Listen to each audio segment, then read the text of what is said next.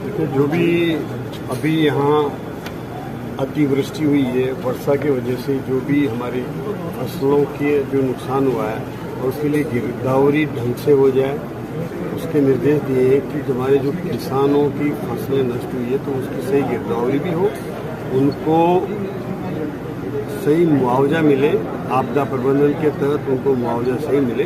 और ये निर्देश दिए है कि वहाँ से गिरदावर पटवारी जो भी है वो खेत पे जाकर के वास्तविकता देख करके और उसका आकलन करके फिर उसकी रिपोर्ट बनाएं, ताकि किसी भी प्रकार से किसानों को फसल का नुकसान का खराबा सही मायने में मिल सके, इसके लिए निर्देश भी दिए हैं।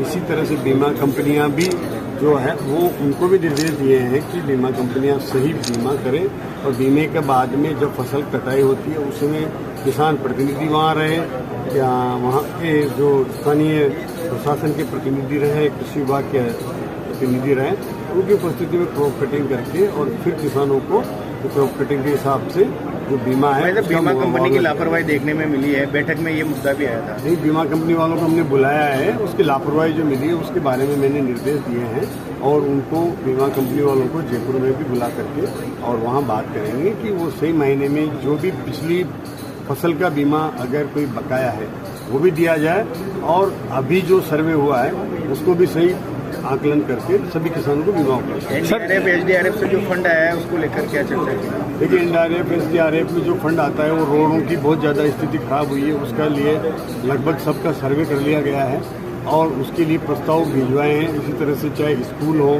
चाहे वो आंगनबाड़ी हो, चाहे वो सरकारी विभागों के कार्यालय हों, सरकारी क्वार्टर्स हों, इन सबको शामिल करके और सारी बिल्डिंगों को भी लिया गया है, सभी रोडों को भी लिया गया है। उस पर जो प्रावधान है, जिस तरह से जो बजट है वो क्लेम किया गया है। अब वो जब प्रस्ताव वहाँ जाएंगे उसके बाद स्वीकृति होगी तो निश्चित रूप से। सर, जय सागर नाले का अतिक्रमण नहीं है, 1 महीने में 5 बार बाढ़ के हालात बन गए बूंदी शहर में। देखिए, अभी बरसात के बाद उसको हटाने के लिए निर्देश दिए गए हैं और जैसे बरसात खत्म होगी वो नाले का अतिक्रमण निश्चित हटेगा, इसमें कोई कोताही नहीं बनेगी। शहर में सरकारी कोटे पर भी अतिक्रमण हो रहे हैं, उसको खुर्द करके उस पर व्यावसायिक बिल्डिंगें बन रही है।